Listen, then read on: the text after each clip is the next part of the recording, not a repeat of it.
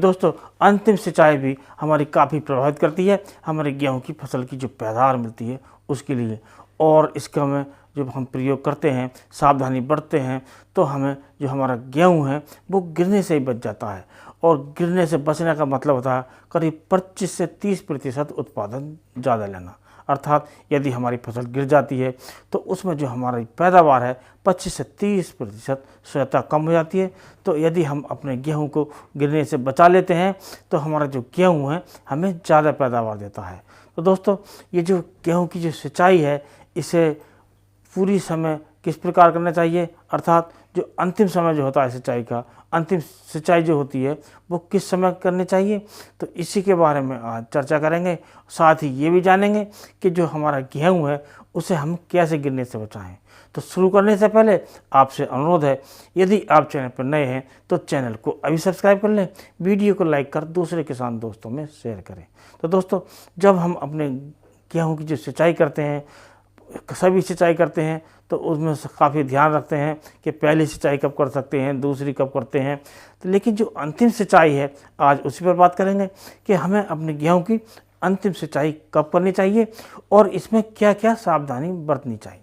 तो दोस्तों, जब हमारे गेहूं में जो हमारा दाना होता है वो पड़ना शुरू हो जाए, अर्थात जो दाना पड़ जाए और उसमें दूध की अवस्था आ जाए, अर्थात जो मिल्की स्टेज होती है वो हमारी गेहूं में आ जाए, और जो हमारे गेहूं है हम जो दाना उसमें पूरा पड़ जाए तो उसे हम दबा कर देखें और उसमें से दूध निकलता है, तो उस समय जो सिंचाई है ये एक अच्छा समय होता है, तो हम इसमें सिंचाई कर सकते हैं।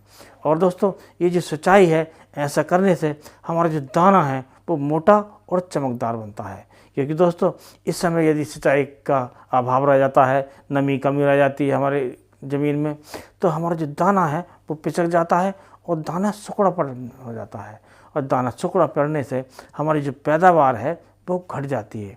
तो इस समय जो अंतिम सिंचाई है इस समय हमें अवश्य देखभाल रखनी चाहिए, अर्थात सही समय पर करनी चाहिए। और दोस्तों, जब हम अंतिम सिंचाई करते हैं तो उस समय हमें सबसे ज़्यादा सावधानी बरतने की आवश्यकता है, क्योंकि उस समय हमारी बालियाँ विकसित हो गई होती हैं, दाने पड़ गए होते हैं और हमारे पौधे में जो वजन है वो भी बढ़ गया होता है। और हल्की सी जो हवा चलती है तो हमारा जो पौधा है वो गिर सकता है। तो ये एक सावधानी अवश्य रखनी चाहिए कि जब हवा चल रही हो तो उस समय हमें गेहूं की सिंचाई नहीं करनी चाहिए।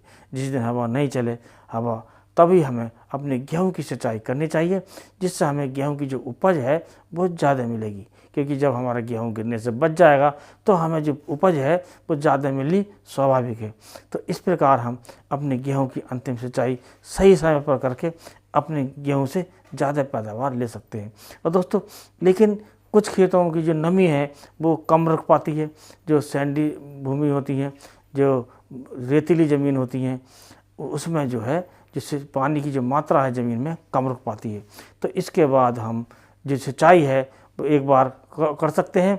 और वो सिंचाई है जो अंतिम सिंचाई उसमें उस समय ये होनी चाहिए जब दाना हमारा हल्का सा सख्त सा होने लगे, अर्थात जो बालियाँ हैं हमारी सुनहरी पड़ने से पहले पहले वो सिंचाई हमें करनी चाहिए।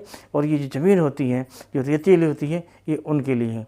और ये हमारी ज़मीन रेतीली ज़मीन नहीं है, हमारी ज़मीन दोमट है या चिकनी मिट्टी है उसमें, तो हमारी जो अवस्था है सिंचाई की वो दुग्ध अवस्था ही होनी चाहिए, अर्थात दाने में दूध पड़ा होना चाहिए, उस समय ही हमें सिंचाई करनी चाहिए। तो दोस्तों, ये कुछ सावधानियाँ थी, यदि इनको हम पूरी तरह से पालन करें, सही समय पर सिंचाई करें और जो अंतिम सिंचाई होती है उसका पूरा ध्यान रखें, हवाओं का भी ध्यान रखें, तो हम अपने गेहूं से ज़्यादा उपज ले सकते हैं, साथ ही क्वालिटी भी ज़्यादा बेहतर ले सकते हैं। तो दोस्तों, आज के वीडियो इतना ही। अगले वीडियो में नए टॉपिक के साथ फिर मिलते हैं, तब तक के लिए नमस्कार।